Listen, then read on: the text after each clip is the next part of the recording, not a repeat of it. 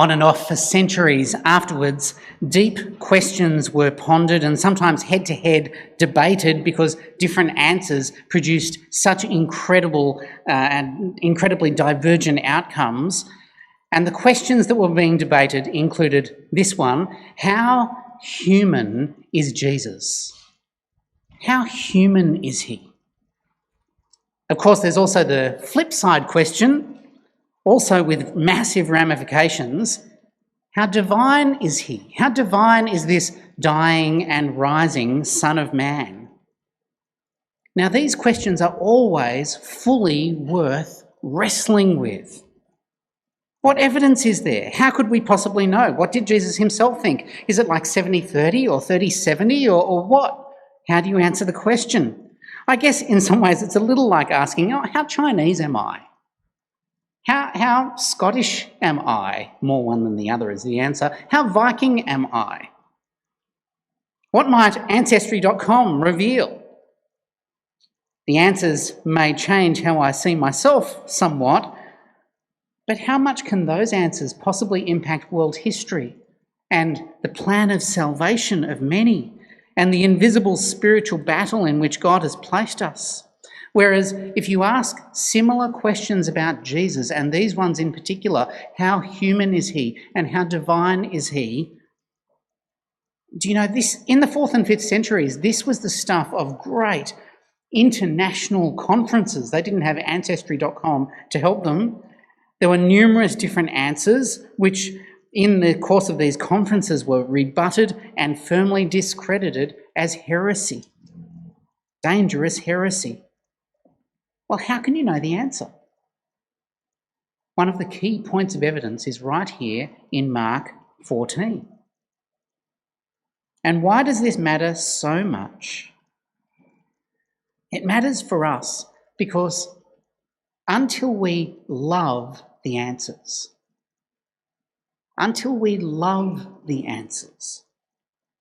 we are prone to gloss over the true spiritual battle, the full weight of temptation during Jesus' final hours of earthly freedom. And if we gloss over that, our own adoration and thankfulness will dwindle. For these are hours truly of holy agony. Already it's been an intense Thursday evening with a stark, solemn, semi-apocalyptic mood in the room. What an unforgettable Passover. Jesus dares to reinterpret bread and wine somehow as symbols of his own life and death and a whole new covenant with God. Clearly, he loves fellowship. So what's this about a betrayer? And in fact, what even is there to betray? It's now around midnight, and they've left the city and they're en route across towards the foot of the Mount of Olives. Not only is there a very, very guilty betrayer who soon will give away Jesus' currently secret location, it turns out that all the rest will abandon him too. Verse 27. You will all fall away, Jesus told them. For it is written, I will strike the shepherd, and the sheep will be scattered. This is a centuries-old prophecy of Zechariah. And if you think about it, for the sheep, it's a prophecy of terror. What hope can they possibly have without their good shepherd to guide and tend and feed and lead and love them? For the sheep, it's a prophecy of terror. Though here, as Jesus recounts the prophecy, it's even more stark for the shepherd. For it is the will of God the Father himself that this good shepherd be struck down. So yes, there are human powers guilty and responsible in Jesus' death. There's a betrayer, there are Jewish authorities, there are Roman authorities. Yes, to all of that. And yet also, under God, there is no other possible way for human guilt to be forgiven. This is plan A, and there's no other. And so in what lies ahead, God the Father himself is actively involved. Do you see that? I will strike down the shepherd. It's like in the prophecy of Isaiah. It was the Lord's will to crush him. And Jesus has the absolute pluck to recognise that this prophecy is actually all about him. Though, wow, his apparent personal defeat will hardly be the end of the story. You will all fall away, Jesus told them, for it is written, I will strike the shepherd, and the sheep will be scattered. But after I have risen, I will go ahead of you into Galilee. Now, Peter, impetuous as ever and so intensely loyal, hears this and goes, abandon you. What are you talking about, Jesus? I would never abandon you. That's unthinkable. Sure, they all might, but not me. Not a hope. And I think, how are they feeling as Peter kind of slurs them? Hold your horses there, buddy. Verse 29, Peter declared, even if all fall away, I will not. I tell you the truth, Jesus answered, today, yes, tonight, before the cock crows twice, you yourself will disown me 3 times. But Peter insisted emphatically, even if I have to die with you, I will never disown you. And all the others said the same. I think this piece about the rooster is freakily specific. I think if I were Peter, I'd be whispering to myself, no, I refuse. I just refuse. I'm not going to do that.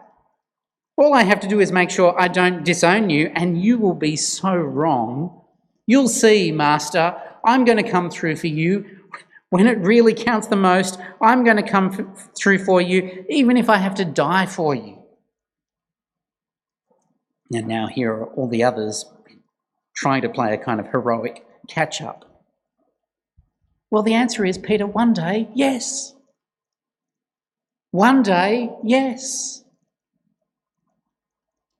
One day you'll receive the incredible gift of God, the Spirit. One day soon, your Spirit-empowered courage will rise to the occasion time after time after time. You can read it in the book of Acts, chapter 2, 3, 4, 5, chapters 10, 11 and 12. Yes, Peter, one day soon, yes. But not this night. For now, all their bravado is utterly misplaced. They have no clue about the full weight of temptation they will soon face. Within barely an hour, they will fail him. Every one of them. Within an hour. By sunrise, Peter will be weeping bitterly. It'll turn out that his blustering declaration of loyalty will have counted for nothing, and his failure will feel unforgivable. Have they any idea how intense this spiritual battle will prove? Nobody can withstand this hour. Or I should say, nobody but one can withstand this hour. As predicted, one way or another, they will all abandon him. The flesh is so weak.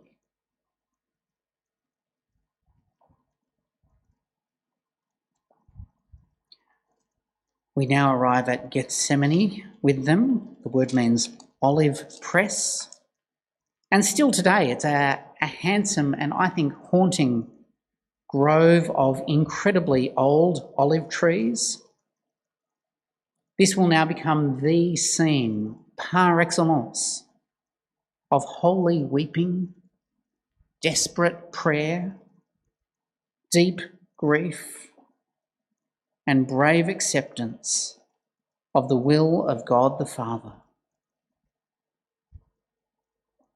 Before Jesus can head to the cross, do not gloss over this.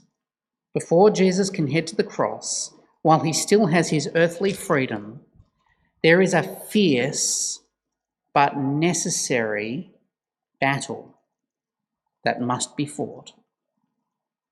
One last time he must wrestle in prayer and surrender his own will to his Father's gracious plan of salvation. Not only will he be abandoned by all, he himself must abandon any hope of a plan B. And in this self-abandonment, we glimpse Jesus' own majestic humanity and divinity together. Watch Jesus as he seeks the sweet fellowship of prayer in the company of his innermost circle of trust. Verse 32, they went to a place called Gethsemane, and Jesus said to his disciples, "Sit here while I pray." He took Peter, James and John along with him, and he began to be deeply distressed and troubled. "My soul is overwhelmed with sorrow, to the point of death," he said to them. "Stay here and keep watch." At one level, he simply treasures the comfort of their friendship and their physical and emotional proximity. More than that, he desperately seeks their shared prayerfulness as he himself faces fierce temptation. For even Jesus feels the strain. If you have ever wrestled with weakness amid what seems like catastrophic circumstances and acute inner distress, yes, even Jesus experienced this. Jesus knows. Jesus knows. I love this verse in Hebrews because he himself suffered when he was tempted. He is able to help those who are being tempted. And here we glimpse the earthy, entirely realistic, heroic, full humanity of Jesus. Do you know, historically, there are some who argued, even within the first century, that Jesus only appeared to have a human body. He wasn't really human. He only appeared to have a human body, like a phantom mirage of flesh, which means he only appeared to die. And we know this as the heresy of Docetism.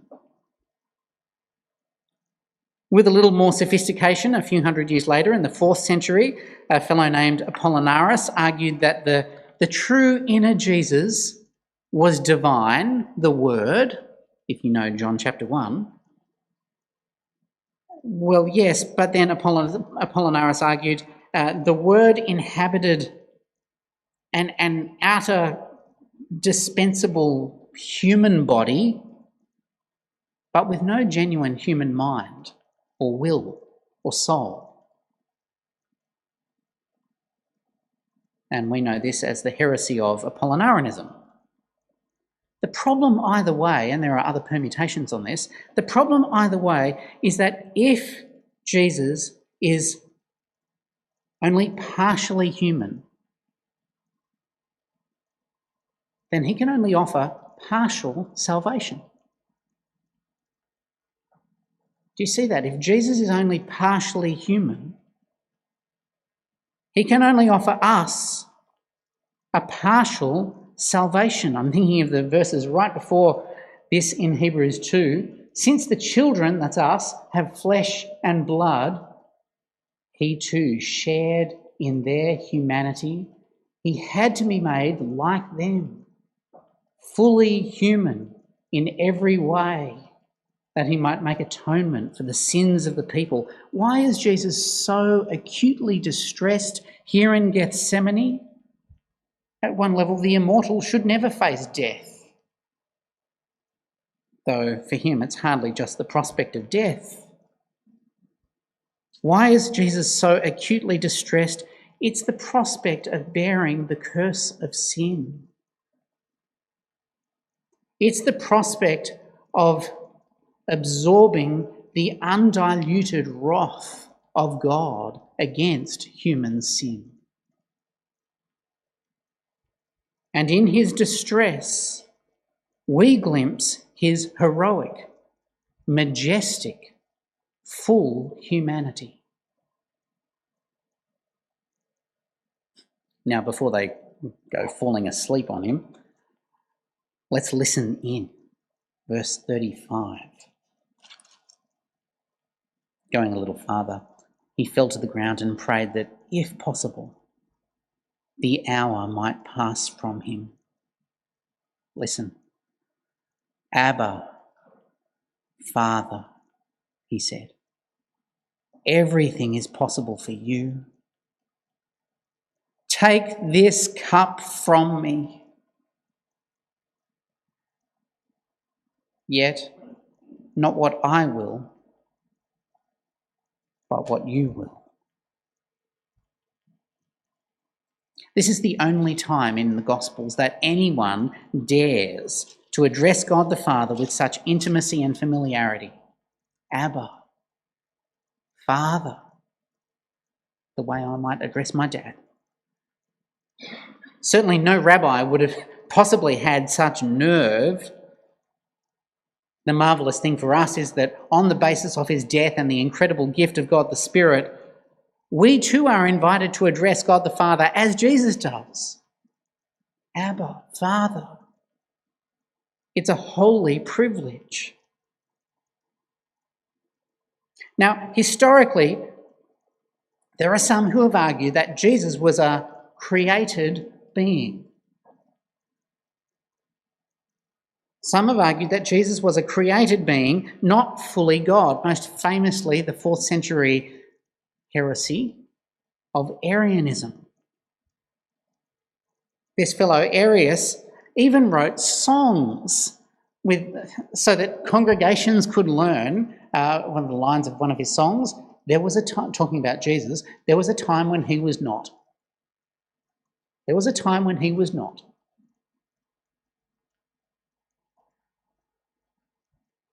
Others have suggested that Jesus was adopted by God at his baptism, but he was certainly not divine. He was not fully God himself. The problem, I'm guessing that you've guessed the problem already, if Jesus is somehow only partially divine, then he can only offer, at best, partial salvation.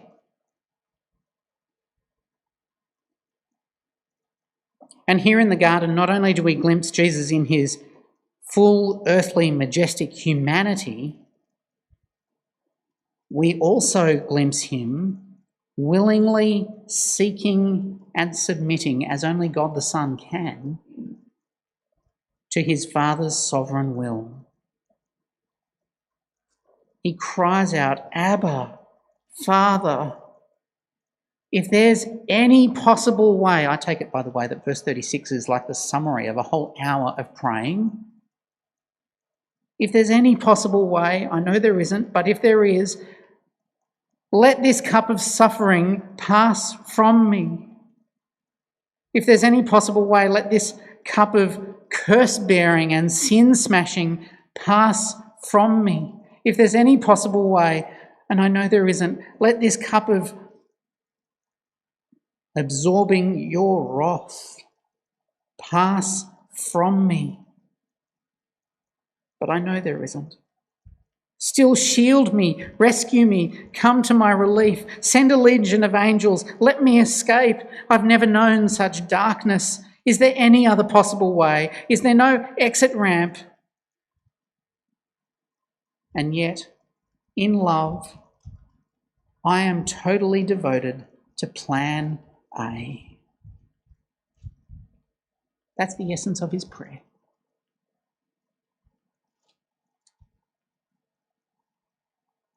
As a little side note,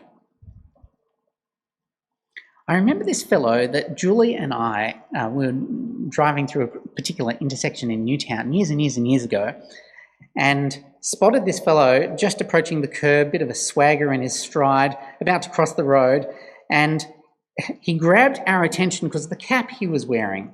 In big bold letters, there was a 3-letter word across the front of his cap. It said G-O-D. That's a bold cap to wear. And our instant reaction was, surely you're joking, or are you serious? And then wondering about him as we drove away, are you wearing that all day? Do you wear that wherever you go? What happens at the coffee shop as you demand a particular order?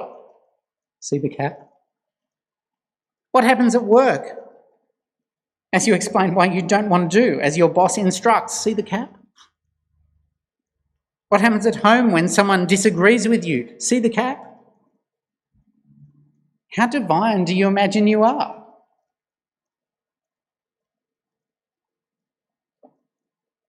Back to the garden.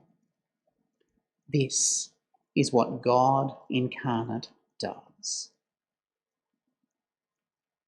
This is what deity, perfectly united to humanity, says. Not with a proud swagger, but with formidable selflessness and glorious obedience. Not what I will, but what you will. Not what I will, but what you will. He willingly empties himself, allowing humble self-abandonment to propel him into the horror and darkness of bearing God's undiluted wrath against human sin. This is what God incarnate does and says. Not my will, but yours. And so right here is where the great battle is engaged. Right here, do you see it? This is where our salvation hangs in the balance. Right here, it's worth asking, what if Jesus were fully human but less than fully divine? Would he be able to carry through with this? The outcome is not guaranteed. Imagine if the battle had gone the other way. Imagine that. Sure, there'd be no trumped up trial, there'd be no mocking, no scourging, no cross, no tomb. But then there'd be no empty tomb. Then there'd be no forgiveness. There'd be no reconciliation. There'd be no salvation. There'd be no incredible gift of God the Spirit. There'd be no hope of glory, and there would be no good news whatsoever. Imagine if the battle had gone the other way. No good news whatsoever. I remember as a boy meeting village elders on the island of Missima, a small island off the tail of Papua New Guinea. And from 40 years earlier, they remembered the week when Axis and Allied fighters had engaged in the Battle of the Coral Sea almost overhead. What if the battle had gone the other way? So here in Gethsemane, in this final hour of earthly freedom, what if the battle had gone the other way?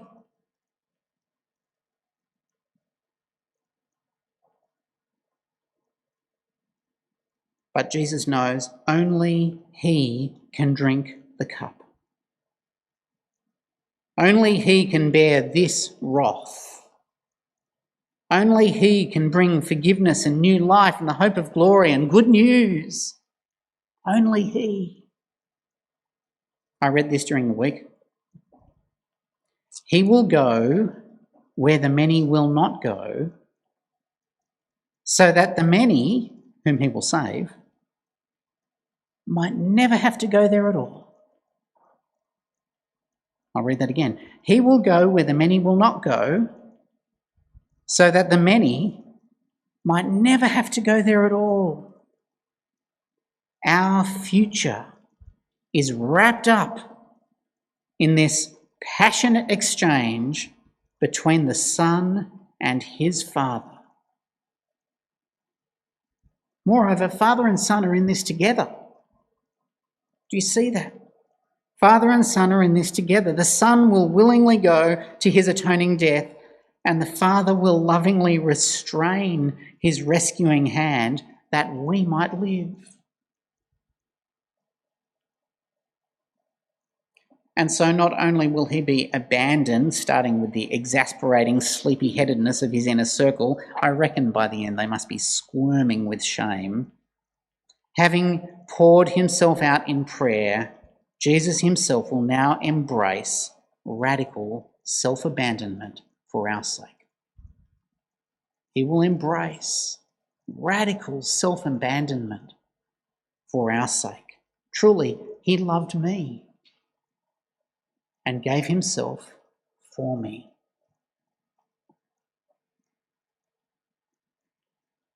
How human is Jesus? How divine is this dying, rising Son of Man?